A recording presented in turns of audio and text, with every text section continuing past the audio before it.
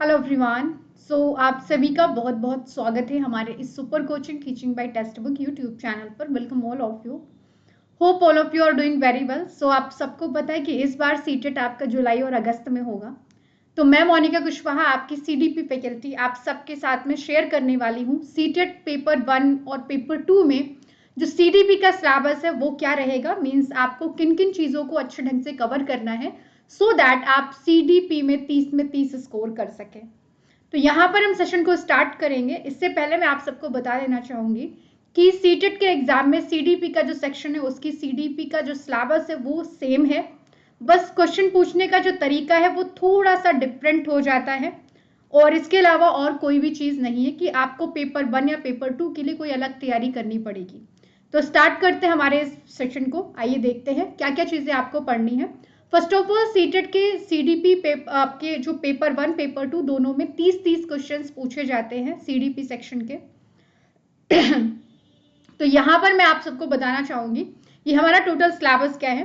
First of all एक हमारा topic है जो कि concept of development and it's relationship with learning. तो यहाँ पर आपसे जो प्रश्न पूछे जाते हैं वो वृद्धि और विकास के जो टॉपिक है आपका वो प्रश्न आपसे पूछे जाते हैं। तो इसमें प्रश्न पूछने का अप्रोच यही होता है कि वृद्धि गुणात्मक है या मात्रात्मक, या विकास कैसा है गुणात्मक या मात्रात्मक।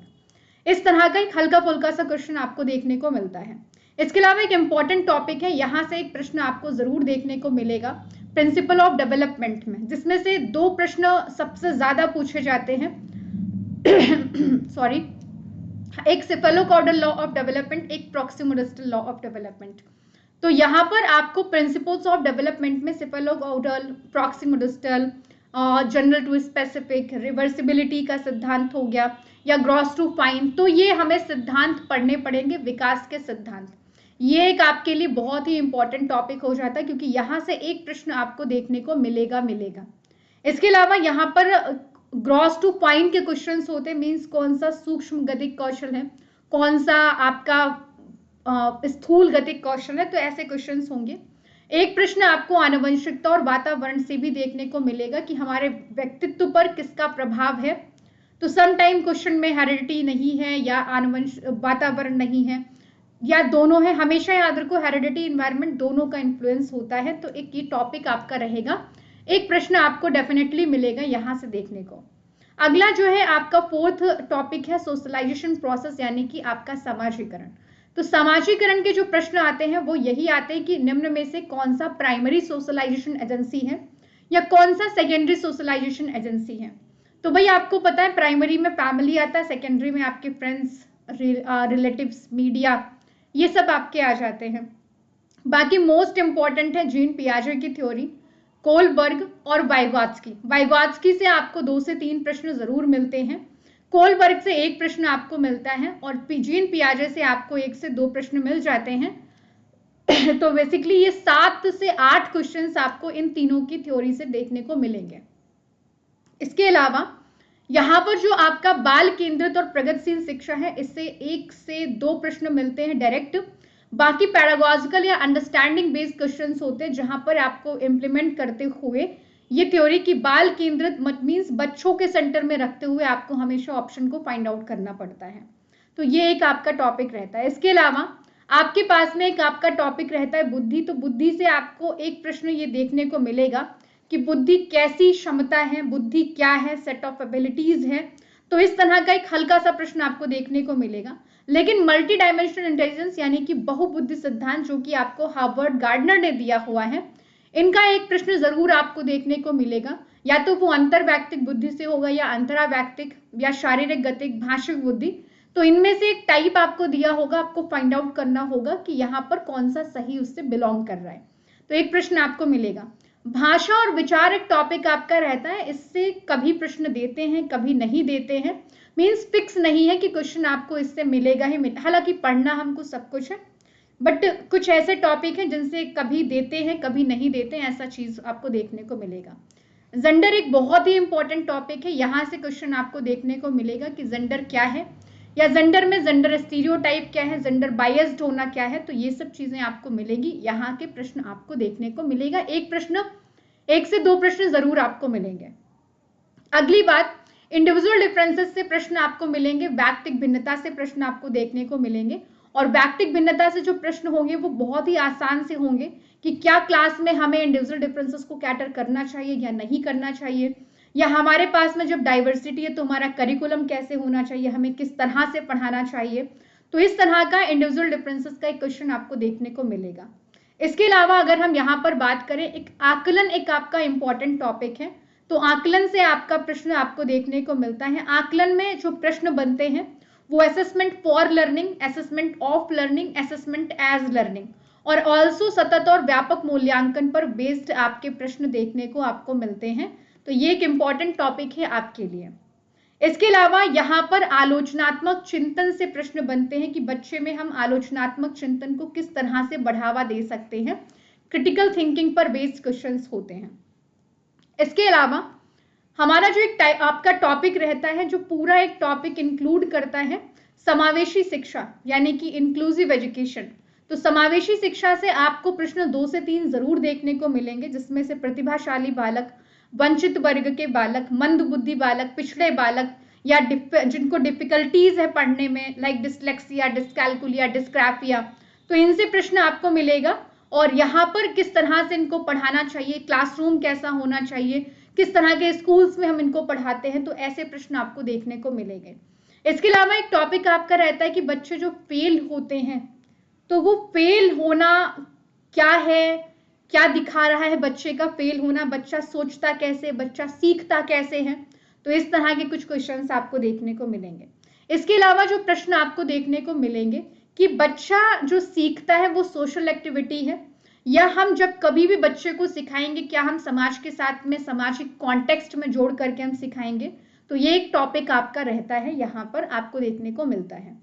इसके अलावा कुछ क्वेश्चंस आपके मिलते हैं problem solver, scientific investigator, means क्या बच्चे में क्यूरियोसिटी है, बच्चा समस्या समाधान करता हो सकता है, या वो अपनी समस्याओं को किस तरह से सॉल्व करेगा, या बच्चे जो गलतियां करते हैं वो उनके अधिगम में कैसा दिखाते हैं, मीन्स बच्चा किस तरह से परफॉर्म कर रहा है, तो क्या गलतियां सही हैं या गलती करना गलत है या बैरियर है। तो ऐसे कुछ क्वेश्चंस यहाँ से आपको देखने को मिलते हैं। इसके अलावा एक टॉपिक आपका रहता है संज्ञान और संवेग, मीन्स इमोशन और हमारा कॉग्निशन क्या आपस में जुड़ा हुआ है, या क्लासरूम में क्या हमें इमोशंस के ऊपर फोकस करना चाहिए, या किस तरह से संज्ञान संवेग को प्रभावित करता है। तो ये एक टॉपिक आपका रहता है यहाँ पर।